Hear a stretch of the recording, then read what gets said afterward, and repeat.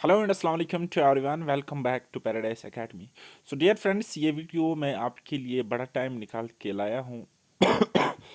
तो इसमें मैं आपको एक मंथ की स्ट्रैटेजी बताऊंगा फॉर एफ डबल एग्ज़ाम। काफ़ी डिमांड आ रही थी मुझे बहुत पहले से, और कल से तो ज़्यादा ही डिमांड आ रही है जब से VLW का रिजल्ट निकला है कि आप सर हमें बताइए कि हम एक महीने में ऐसा क्या कर सकते हैं कि हम सिलेक्शन ले सकते हैं।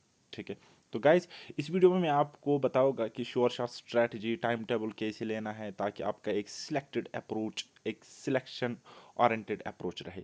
तो मोटिवेशन भी आपको थोड़ी सी मिलेगी, लेकिन हाँ ये एक्सटर्नल मोटिवेशन है, इंटरनल मोटिवेशन आपके अंदर से ही होती है। ओके, तो इंपॉर्टेंट टिप्स भी बोलूँगा, टेक्निक्स एंड ट्रिक्स भी बोलूँगा कि किस तरीके से क्या होता है। ओके, चलिए 30 डेज चैलेंज आप आज से रख लो कि फाइनेंस का एग्ज़ाम होना है। देखो गाइज, ये टाइम टेबल जो आप अभी अपनी स्क्रीन पे देख रहे हो, ये मेरे हिसाब से फिट बैठता है। मैं जब पढ़ता हूँ कुछ कुछ ऐसे ही पढ़ता हूँ, ठीक। लेकिन इसको मैंने थोड़ा सा ज़्यादा आसान बनाने की कोशिश करी है। आप इसको अपने हिसाब से मॉडिफाई करना, अपनी नीड के हिसाब से। मैं आपको यहाँ पे बेस्ट वे में समझाने की कोशिश करूँगा कि इस टाइम टेबल को कैसे फॉलो करना है। ओके, सो ये टाइम टेबल जो है ये मैंने वीकली बेसिस पे बनाया है। आप 4 डेज का चैलेंज भी ले सकते हो और इन टॉपिक्स को इस तरीके से पढ़ सकते हो। मेरी बात समझ आ रही है? थोड़ा सा जुकाम है मुझे, थोड़ा सा खांसी भी है क्योंकि सीज़न चल रहा है, बट डोंट वरी, आपको बेस्ट वे में समझाऊंगा। चलिए, ये आपको ये जो यहाँ पे दिख रहे हैं ये सीरियल नंबर है, तो इस पे फोकस बिल्कुल भी नहीं करना है, ठीक। अब हम सब्जेक्ट्स देखते हैं या क्या क्या कंपोनेंट्स है। जैसे कि टोटल कुल मिलाकर 8 कंपोनेंट्स हैं हमारे FAA एग्जाम में। ओके, सो जब मैंने स्टार्ट किया था अपनी तैयारी, तो मैं क्या कर रहा था, अकाउंटेंसी के साथ कोई इजी सा टॉपिक, कोई इजी सा कंपोनेंट रखता था, ठीक है। अकाउंटेंसी अपने आप में लेंथ है ना, तो इसके साथ थोड़ा इजी सा टॉपिक, इजी सा कंपोनेंट रखता था ताकि जिसको मैं कभी छोड़ूं भी मन के हिसाब से पढूं, ठीक। तो मैंने कंप्यूटर एंड अकाउंटेंसी रखा है आपके लिए। तो आपने क्या करना है, 3 घंटे अकाउंटेंसी, 1 घंटा कंप्यूटर, ठीक। अच्छा, कैसे पढ़ना है वो मैं आपको बताऊंगा। ज़्यादा डीप नहीं पढ़ना है, याद रखना, ज़्यादा डीप बिल्कुल भी नहीं पढ़ना है। चीज़ें आपको बहुत ज़्यादा पढ़नी है और कंप्लीट पढ़नी है, कोई भी टॉपिक स्किप नहीं करना है, ठीक है। लेकिन हाँ, आपको चीज़ें ज़्यादा से ज़्यादा ग्रैब करनी है, ज़्यादा से ज़्यादा पढ़ना है, लेकिन ऊपर ऊपर से पढ़ना है, डीप नहीं घुसना है। बात आई समझ? आप बोलोगे हाँ समझ आ रहा है, ठीक। देन उसके बाद जनरल नॉलेज एंड इंग्लिश मैंने रखा है। ये आपको एक दिन का काम है, 4 घंटे तो दे सकते हो ना? हाँ, काफ़ी है 4 घंटे। और ये आपको दूसरे दिन का काम, ठीक है। 4 घंटे आप यहाँ दोगे, अपने हिसाब से दोगे, अपने स्ट्रेंथ एंड वीकनेस के हिसाब से, ठीक। देन उसके बाद मैंने एक और इजी टॉपिक, एक और टफ कंपोनेंट रखा है यहाँ पे। किसी के लिए मैथ्स इजी हो सकता है, सपोज मैं हूँ, इकोनॉमिक्स थोड़ा सा लेंथी हो सकता है, ठीक है। किसी के लिए इकोनॉमिक्स इजी होगा, मैथ्स, या कोई मैथ्स के साथ साइंस को रख सकता है, कंप्यूटर को रख सकता है, या किसी और कंपोनेंट को रख सकता है, लेकिन ऐसे करना है, ठीक। और इनको मैंने रखा है सपोज यहाँ पे 2+2 आवर्स, ठीक है। ये पर डेली डेली शेड्यूल है ये, ठीक है। एक दिन आप इतना काम करोगे, दूसरे दिन ये काम करोगे, तीसरे दिन आप ये वाला काम करोगे, चौथे दिन आप ये वाला काम करोगे। अजीब सी स्ट्रैटेजी है, बट ये काम करती है, मेरे केस में करिए। ओके, देन उसके बाद स्टैटिस्टिक्स एंड साइंस मैंने यहाँ पे रखा है, ठीक है। अब जैसे कि मैं हूँ, मैं स्टैटिस्टिक्स पढ़ता ही नहीं हूँ, तो 4 घंटे में साइंस को ही दूंगा।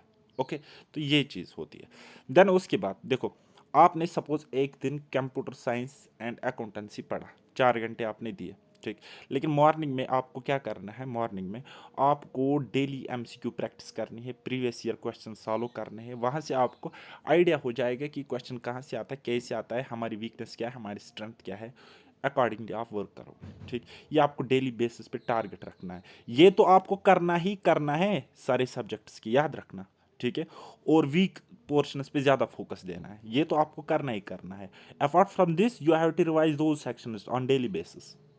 समझ में आ रहा है? चलिए जी। और इवनिंग में आपको क्या करना है, एक्स्ट्रा टाइम आपको देना है, एक्स्ट्रा टाइम देना है इवनिंग में। जो आपका टाइम बचता है वो आपको वीक पोर्शंस पे देना है, ठीक है। ये एक मंथ का चैलेंज है, ठीक है। आपका कोई जानू मानो तानू वानू होगा, रिलेटिव होगा, उससे बात कर सकते हो 5-5 मिनट, 2-2 मिनट, लेकिन ज़्यादा टाइम नहीं देना। और try to avoid negative people, ठीक है। उनसे हटने की कोशिश करो, ठीक है। रखो, ब्लॉक रखो 1 महीने के लिए, सिलेक्शन के बाद उनसे माफ़ी मांग लेना, ठीक है ना। तो बस इतना है। अब अपने हिसाब से इसको मॉडिफाई करना, चेंज करना। अब मेरे केस में क्या होता है कि डिफरेंट लोगों का डिफरेंट अंदाज होता है पढ़ने का। कुछ लोग 8 के 8 कंपोनेंट्स डेली रिवाइज करते हैं, लेकिन मेरा वैसा नहीं होता है। ठीक है, मैं क्या पढ़ता हूँ, 2 से 3 सब्जेक्ट्स। ठीक है, ये मेरा शेड्यूल था। आजकल तो मैं पढ़ता ही नहीं हूँ अब। खैर, ये अपनी पर्सनल बात है, मैं क्यों नहीं पढ़ता हूँ। एक तो टाइम नहीं आता है, बहुत बिजी शेड्यूल है मेरा, कोचिंग भी चला रहा हूँ यहाँ से ऑफलाइन वगैरह, तो रहता है, टाइम नहीं होता है। ओके, तो अब आप मुझे कोई बोल रहे थे कल बच्चे कि आपने अब वीएलडब्ल्यू एग्ज़ाम भी क्वालिफाई किया, आप अपनी स्ट्रेटजी बताओ, आपने स्पेशल क्या किया। भाई स्पेशल स्पेशल कुछ किया ही नहीं, किस्मत थी, हो गया। ठीक है, लग गया। तो और वैसे भी मैंने वीएलडब्ल्यू के लिए पढ़ा ही नहीं था। ये एक ऐसा एग्ज़ाम है जिसके लिए मैंने कुछ भी नहीं पढ़ा, बस गया एग्ज़ाम दिया। और एग्ज़ाम भी ऐसे दिया, इंजर्ड था, न लिख पा रहा था न चल पा रहा था। ठीक है, लेफ्ट हैंड से वो गोले भी भरे, वो भी गलत हुआ था, डिमोटिवेट हुआ था कि मतलब मेरी बाएं हाथ का, मतलब बाएं हाथ का नहीं, मैं कह सकता है कि ईजी था मेरे लिए वीएलडब्ल्यू करना, क्योंकि reasoning was there, mathematics was there, English was there. ठीक है ना, तो लेकिन मेरा पेपर अच्छा नहीं हुआ, बट अल्हम्दुलिल्लाह हो गया, कोई मसला नहीं है। लेकिन स्पेशलिस्ट में मैं क्या कहूँ, यह किस्मत होती है यार, कुछ नहीं है। मेहनत मैंने इससे ज़्यादा बाकी एग्जाम्स पे करी है। ओके, तो आपको अब अगर मुझसे कोई हेल्प चाहिए तो क्या आप क्या कर सकते हो, सब्सक्राइब करो मेरे यूट्यूब चैनल को, ज्वाइन करना मेरी पैराडाइज एकेडमी टेलीग्राम चैनल पर। वहाँ पे आपको फ्री ऑफ कॉस्ट बहुत सारा कंटेंट मिल जाएगा। ठीक है, ज्वाइन करो हमारे JKSB डाउट ग्रुप को, कोई भी डाउट आपसे आता है तो वहाँ पे पोस्ट करो। ठीक है, अभी तक मुझे मिल रहे हैं 49 एस्पिरेंट जिनका सिलेक्शन हुआ है हमारे बेस से। ठीक है, तो वो बच्चे भी वहाँ पे है, बहुत ही कोऑपरेटिव, मैं उनका बहुत ज़्यादा शुक्रगुजार हूँ कि जो भी वहाँ पे आता है वो लोग उनकी हेल्प करते, और अल्लाह ताला ने उनकी भी हेल्प करी। ठीक, तो देन उसके बाद डाउनलोड करो हमारी एप्लीकेशन अगर आपको मुझसे पढ़ना है, लेकिन पेड में ही ये। ठीक है, आई डोंट थिंक कि अभी ज़रूरत है, लेकिन हाँ फिर भी आपको प्रॉब्लम लग रही है तो स्टैटिस्टिक्स को पढ़ सकते हो, मैथमेटिक्स को पढ़ सकते हो, या अदर एग्जाम्स के लिए रीजनिंग पढ़ सकते हो, VLW बैच में है वो, या फिर मैथमेटिक्स भी पढ़ सकते हो जिसको हम क्वान्टिटेटिव एप्टीट्यूड कहते हैं। ठीक, तो फुल स्कोर कर सकते हो। फाइनेंस में क्रैश कोर्स है वहाँ, हालांकि उनके वीडियोस जो जितने भी मेरे पास है, मैं कोशिश करूँगा मैं वीडियो ये वो यूट्यूब पे डालूँ। ठीक, तो लेकिन हाँ सारी वीडियोस मेरे पास अभी मौजूद नहीं है, तो वो यूट्यूब पे नहीं डाल सकते। तो अगर आपको कंप्लीट करना है, पढ़ना है, तो उसके लिए आपको एप्लीकेशन में जाना पड़ेगा। बाकी जितना भी मेरे पास कंटेंट है, मेरी तरफ से ट्रीट समझ के ले लो मेरी टेलीग्राम चैनल से, मैं फ्री ऑफ कॉस्ट वहाँ पे PDFs डालूंगा और अपने नोट्स भी डालूंगा। ओके, तो बाकी ये था स्ट्रेटजी, आप अपने हिसाब से बनाओ, क्योंकि मैं कंफर्टेबली चलता हूँ, क्योंकि एग्ज़ाम अपने आप में एक कॉम्प्लिकेटेड प्रोसेस रहता है। अरे खुदा, एग्ज़ाम अपने आप में एक कॉम्प्लिकेटेड प्रोसेस रहता है, तो आपकी स्ट्रैटेजी सिंपल होनी चाहिए जिसको आप फॉलो कर पाओ। ठीक है, मेरे लिए कहना आसान था, 8 घंटे यहाँ पे पढ़ो, दिन में 12 घंटे यहाँ पे पढ़ो, जब मैं खुद नहीं पढ़ पाता तो आपको क्या बताओ, आप पढ़ो हैं। ठीक है, कंफर्टेबली पढ़ो सो दैट आपकी कंसिस्टेंसी बनी रहे।